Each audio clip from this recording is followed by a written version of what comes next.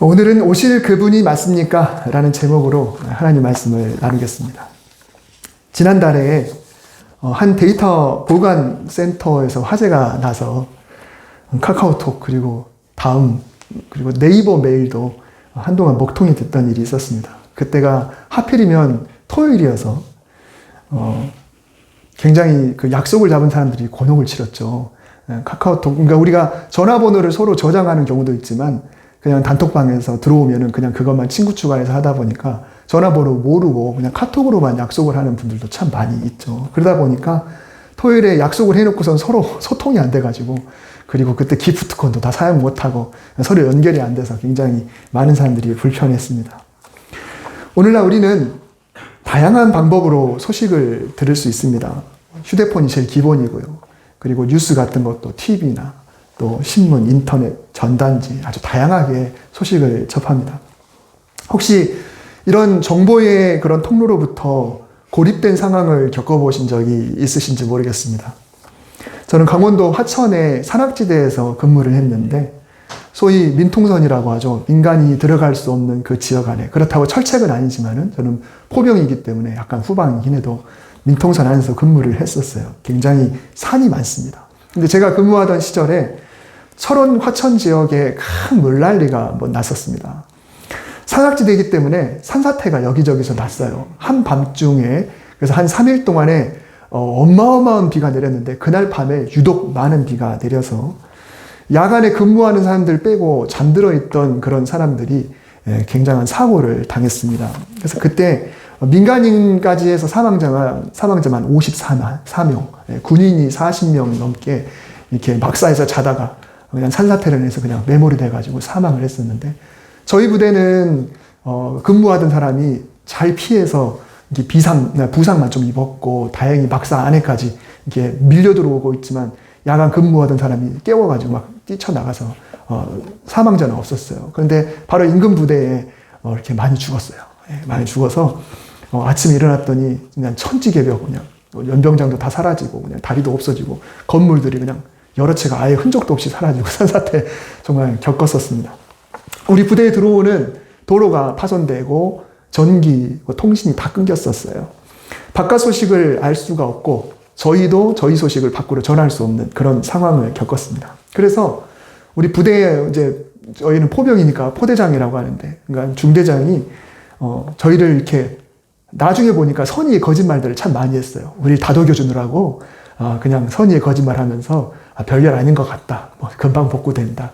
바깥 소식도 다 좋다더라. 뭐 이런 이야기들을 계속 했던 그런 기억이 납니다. 일주일 만에 제일 먼저 통신선이 개통이 됐거든요. 그래서 저희에게 각자 집으로 25초씩 전화할 수 있는 기회를 줬어요. 그러니까 부대원이 많으니까 뭐 혼자 막 그냥 막 3분 막 4분 이렇게 통화를 못 해요. 25초 간단하게 목소리만 전하고 이런 일들이 있었거든요. 근데 25초는 정말 금방 지나갑니다. 전화해서 안녕하세요. 엄마 아빠 나 잘 있어요. 이렇게 잘 지내니까 걱정 마세요라고 끊으면 25초가 끝나는 거예요. 그러면 다음 사람. 겨우 통신선이 이제 개통이 됐기 때문에 이 통신선은 전화하자고 있는 게 아니라 유사시에 사용해야 되잖아요. 그런 일이 있었습니다. 이 소식 전한다는 것은 그만큼 참 중요합니다. 근데 소식이 참 잘 전달이 되면 희망이 되지만 만약에 누군가가 그 소식을 잘못 전달하게 되면 이거는 오히려 전하니만 못한 그런 소식이 될 수 있겠죠. 선의의 거짓말을 했던 그 부대장이 굉장히 고맙고요. 그리고 아마 통신선이 막 개통이 됐을 때 어떻게 해서든지 부모님들도 아마 부대로 이제 자식 소식 알고 싶어서 전화를 많이 했겠죠. 근데 그때 일일이 뭐 어려우니까 잘 다독이면서 아마 그때도 선의의 거짓말들을 많이 했을 겁니다. 정말 난리도 아니었습니다. 오늘 본문에 보면 세례 요한이 감옥에 갇혀 있어요. 근데 요한은 헤롯 왕의 부도덕한 그런 행실을 보고 바른 소리를 하다가 체포를 당했습니다. 근데 그 일 이후로 요한은 감옥에서 나오지를 못하죠. 결국 사망을 당하게 되는데 예수님께서는 아직은 공식적인 사역을 시작하기 전이었습니다. 요한이 체포당했다는 소식을 듣고 나니까 일단 당장은 조금 움츠려 계셨어요. 그러다가 어느 정도 시간 지난 후에 예수님께서 본격적으로 사역을 시작하기 시작했습니다.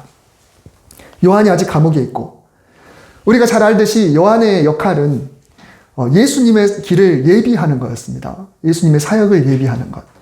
이분이 오셨을 때 자연스럽게 자기의 메시지가 예수님에게로 바톤 터치가 되면서 그분이 하시는 말씀이 사람들에게 부담스럽지 않게 하기 위한 그런 중간 다리 역할을 해주는 역할이죠. 그래서 세례 요한은 그 당시의 율법에 의하면 율법이 구원이다라고 이야기했어요. 그 당시에 율법이 구원이다라고 이야기했는데 요한은 새로운 이야기를 했죠. 회개를 통한 구원이다라는 이야기를 했습니다. 우리는 지금 알죠. 예수 그리스도를 통해 우리의 죄가 용서받아야 구원받는다. 회개를 통한 구원이라는 걸 우리는 알고 있지만 그 당시 사람들에게 그 메시지는 어디서 듣도 보도 못한 메시지인 거죠. 근데 세례 요한은 광야에서 인지도를 높이고 많은 제자들을 끌어모으고 그 사람들에게 회개를 해야 구원을 받는다. 회개하라 천국에 가까웠느니라 라는 메시지를 선포하기 시작했던 겁니다. 그래서 인지도가 있는 요한이 그런 말씀을 전하고 있으니까 사람들은 요한을 열심히 따랐고 그 후에 예수님이 등장하셔서 처음 회개를 통한 메시지를 선포했을 때 사람들은 자연스럽게 우리가 존경하는 세례 요한이 하던 메시지를 저 사람이 하는구나 라고 하면서 자연스럽게 제자들이 예수님께로 옮겨지는 그런 중간다리 역할을 세례 요한이 했던 거죠. 요한은 비록 감옥에 있긴 하지만 자신이 예비한 그 길에 약속대로 등장하신 예수님께서 과연 메시아다운 메시아일까? 그걸 기대를 하고 있었을 겁니다. 물론 요한은 예수님께 세례를 베풀고 그런 어떤 여러 가지를 보고 했지만은 그리고 하나님께 어떤 받은 것들이 많이 있겠지만 그래도 감옥은 단절이잖아요. 감옥은 단절이기 때문에 이제 예수님이 공식적으로 사역을 시작하셨을 때 이분이 과연 어떻게 메시아 사역을 하고 계실지 궁금할 수밖에 없는 거죠. 직접 확인할 방법이 없습니다. 요한이 감옥에 있는 동안은 예수님께서는 마태복음 4장 후반부터 나오는 산상수훈부터 시작해서 그리고 그런 말씀들을 가르치시고 천국 복음을 전파하시고 그리고 여러 질병에 있는 사람들을 고쳐주셨습니다. 혈루병 앓은 자, 중풍병, 다병, 안 못 보는 자, 듣지 못하는 사람 이런 사람들, 말 못하는 사람들의 질병을 계속 고쳐주시는 일을 하셨습니다.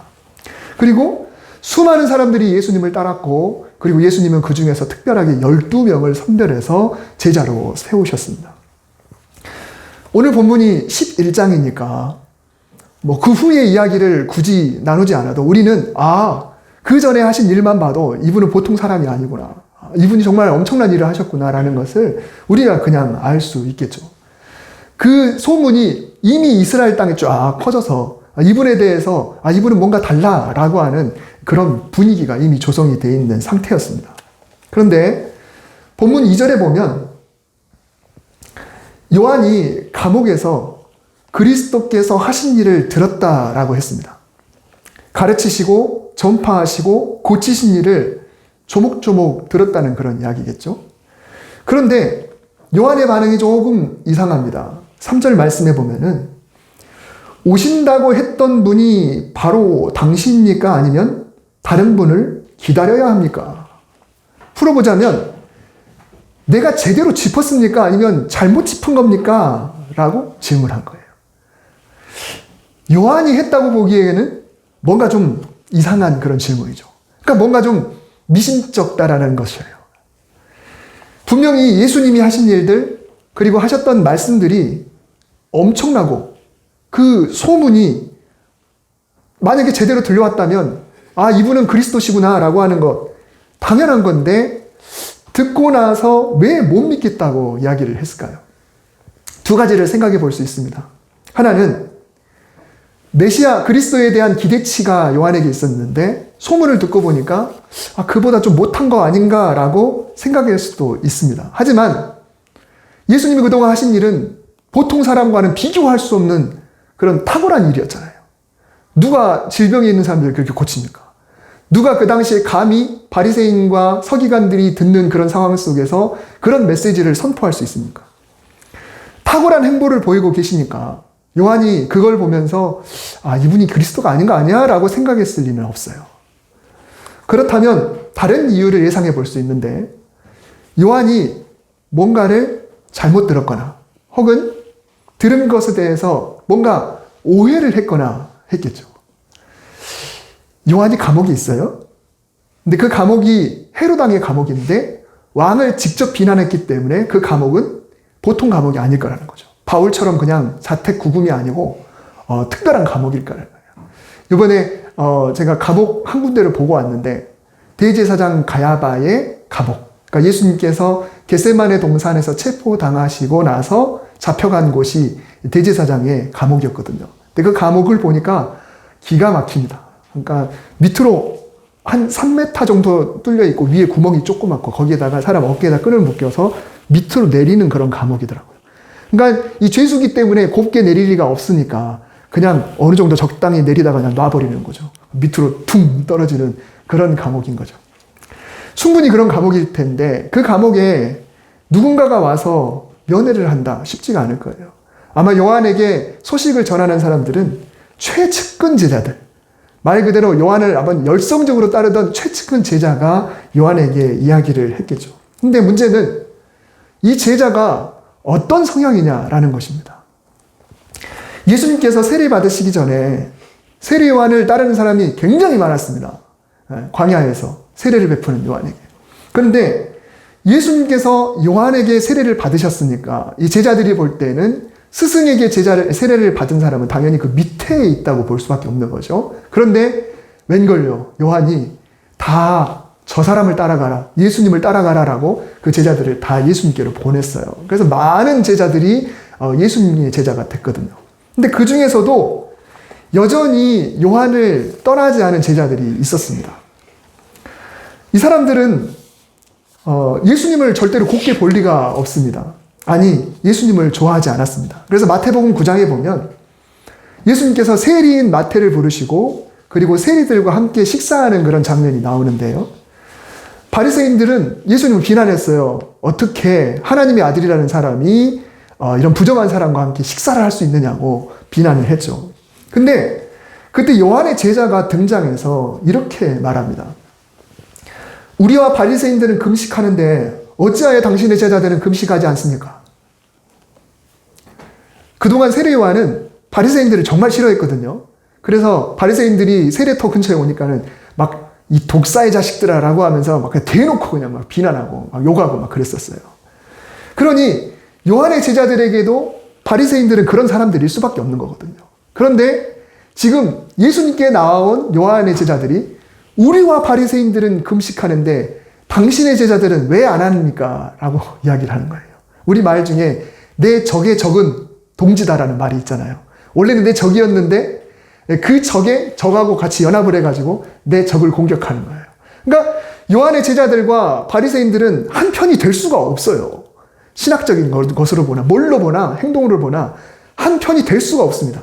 그런데 지금 예수님을 공격하는 걸로 봐서 요한의 제자들은 예수님이 너무 싫은 거예요. 너무 싫은 거예요. 요한이 지금 감옥에 갇혀 있으니 예수님이 과연 구원자로서 어떻게 생각을 하고 계시는지 너무 궁금할 수밖에 없는데 그래서 요한은 제자들이 힘겹게 면회를 올 때마다 묻는 거예요. 그분이 어떻게 일하고 계시냐? 그분이 뭐라고 말하고 계시느냐? 그분이 무슨 일을 하셨느냐? 지금은 어디에 계시느냐? 계속 그걸 궁금해서 이야기를 하는 거죠. 그런데 제자들로부터 오는 이야기를 듣고 보니까 너무 실망스러운 거예요. 그래서 요한이 묻는 겁니다. 정말 그분이 그런 이야기를 했어? 정말 그분이 그런 행동을 했어? 정말 그분의 제자들이 그랬어? 라고 하면서 뭔가 혼란이 왔던 거죠. 그러면 과연 요한의 제자들은 요한에게 무슨 소식을 전했을까요? 무슨 말을 전했길래 요한이 그런 반응을 보였을까요? 과연 있는 그대로를 전했을까요?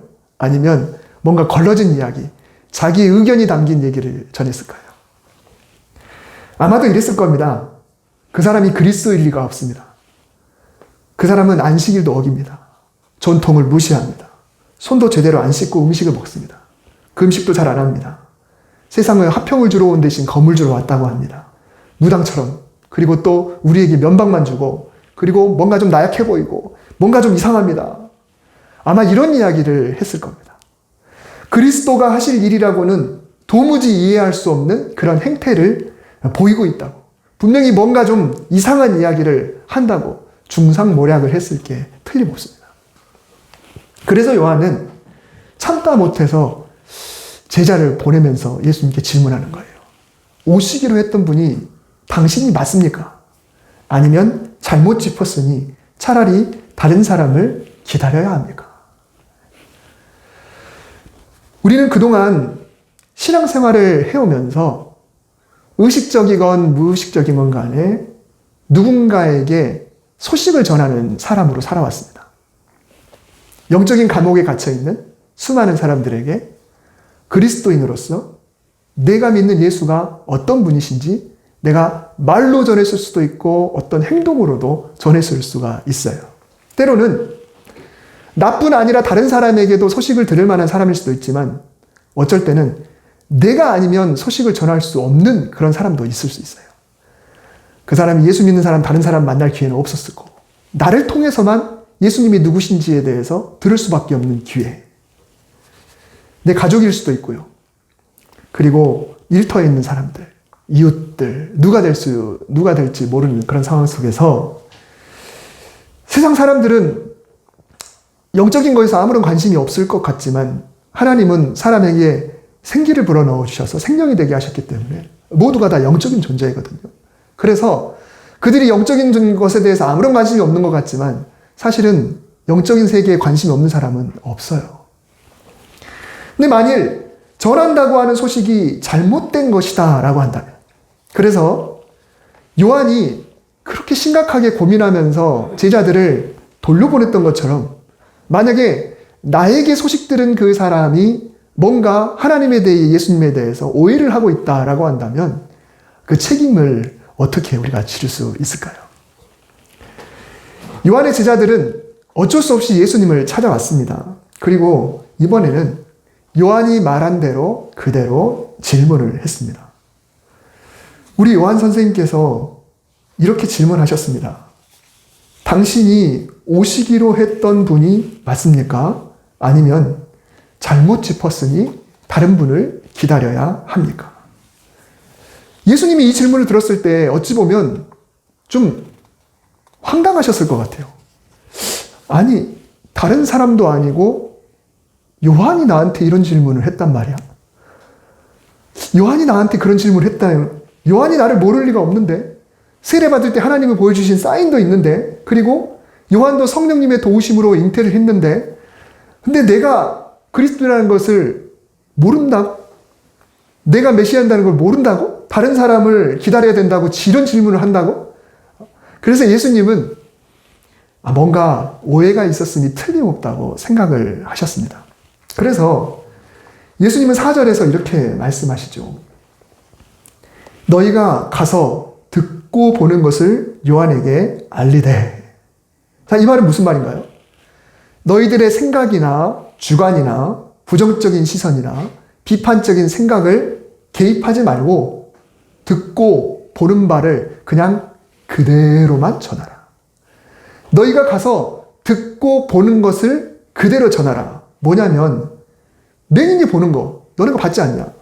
못 걷는 사람이 걸은 거, 나병 환자가 깨끗함을 받은 것, 못 듣는 자가 들은 것, 죽은 자가 살아난 것, 그리고 가난한 자에게 복음이 전파된다고 그냥 요대로만 전해라 라고 말씀하신 거예요. 제가 만약에 예수님이라고 한다면 적어도 요한에게만큼은 그리스도가 무엇인지에 대해서 설명하고 당신에 대해서 뭔가 좀 해명을 하고 싶을 것 같아요. 뭔가 오해한 것 같은데 내가 그리스도라고 하면서 뭔가 좀 이런저런 저런 걸 섞어서 해명을 하고 싶을 것 같아요. 근데 예수님은 그냥 그 사실을 그대로 이야기하는 겁니다. 못 본 사람이 본다. 못 걷는 사람이 걷는다. 질병에 있는 사람이 치유받는다. 가난한 자에게 복음이 선포된다. 죽은 자가 살아난다. 죽은 자가 살아난다는 말은 아직 예수님이 죽은 사람을 살린 적은 없는데, 근데 영적으로 죽어있는 그 심령이 예수님의 말씀을 듣고 회복되는 그 말씀을 지금 하시는 거죠. 이것이면 충분하다. 나를 만난 자의 모습이 이거다. 그러니 내가 그리스도가 아닌가라고 하는 것을 요한은 분명히 이것만 봐도 충분히 판단할 수 있을 것이다 라고 예수님이 대답을 하시는 거죠. 이것으로 요한은 오해가 풀릴 거예요. 만일 요한의 제자들이 감옥으로 돌아가서 이대로만 전한다고 한다면 다른 거 말고 이대로만 전한다고 한다면 요한은 아마 안심할 것입니다. 요한은 이후로 감옥에서 못 나와요. 결국은 처형을 당하죠, 나중에. 근데 만약에 이번에도 제자들이 가서 또 부정적인 이야기를 한다 그러면 요한은 끝까지 의문만 갖다가 세상을 떠날 겁니다. 여러분, 요한의 제자들이 무슨 말을 어떻게 하는지도 중요하고 또 요한이 무슨 말을 어떻게 들었는지도 중요합니다. 다시 말하면 요한도 만일 부정적인 얘기를 계속해서 듣게 되면 천하의 요한이라 할지라도 그 믿음이 흔들릴 수밖에 없는 거죠. 예수님께서 오실 날을 기다리는 이 대림절에 우리는 과연 이 땅에 오셨던 예수님이 어떤 분이셨는지를 어떻게 믿고 있는지, 그분이 오셔서 과연 나에게 어떤 분이신지 그것을 어떻게 믿고 있는지를 우리가 한번 생각해 봐야 하고요.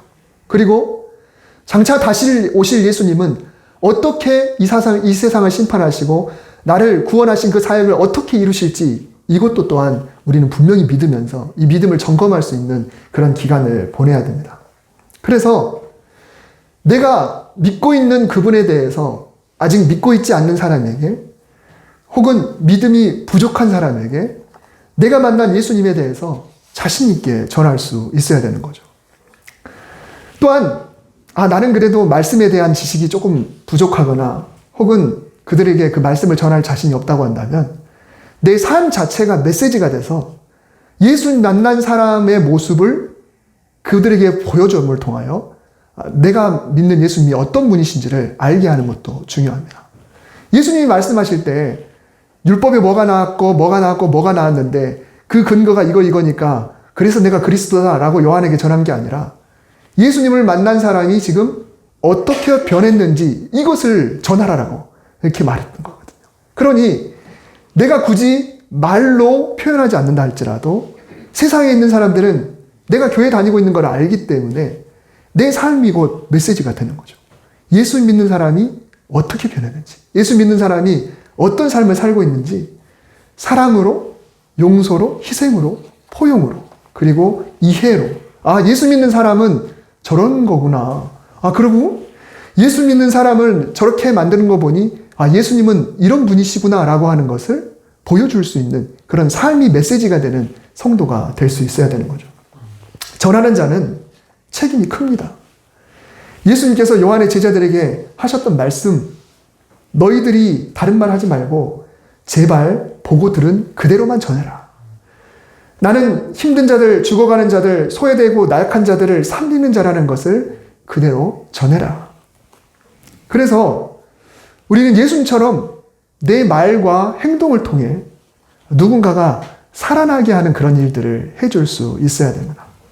늘 살리는 말, 세우는 말, 그리고 긍정적인 말, 그리고 행복과 희망을 주는 그런 말들을 전할 수 있어야 됩니다. 그래서 우리가 늘 그런 이야기를 해줄 때 믿음이 약한 사람도 믿음이 회복되고 믿음이 없는 사람에게 믿음이 생기는 그런 놀라운 일이 있게 되는 거죠. 만약 우리가 우리의 삶으로 잘못 전하게 되면 이런 질문을 받게 되겠죠. 당신이 믿는 기독교가 제대로 된 종교입니까? 아니면 차라리 다른 종교를 찾을까요? 당신이 믿는 하나님이 제대로 된 신 맞습니까? 아니면 다른 신을 찾아야 될까요? 이 요한의 질문은 우리가 살아가면서 주변에 있는 사람들에게 얼마든지 받을 수 있는 그런 질문입니다. 우리가 믿는 예수님을 삶으로 올바르게 전하는 그런 복된 전달자로서의 삶을 살아가시기를 주님의 이름으로 축복합니다. 기도하겠습니다. 사랑이 많으신 하나님, 우리를 사랑하셔서 이 땅에 독생자 예수 그리스도를 보내시고 친히 우리를 위해서 십자가에 달려 돌아가 주신 그 놀라운 사랑 너무 감사를 드립니다. 주님이 오셔서 하신 일들 보면서 우리도 어떻게 살아가야 될지를 다시 한번 생각해 봅니다. 우리는 누군가에게 복음을 전하는 사람입니다. 말로, 행동으로. 주님, 우리가 삶으로 하나님을 잘 전할 수 있도록 주여 우리를 축복하여 주시옵소서.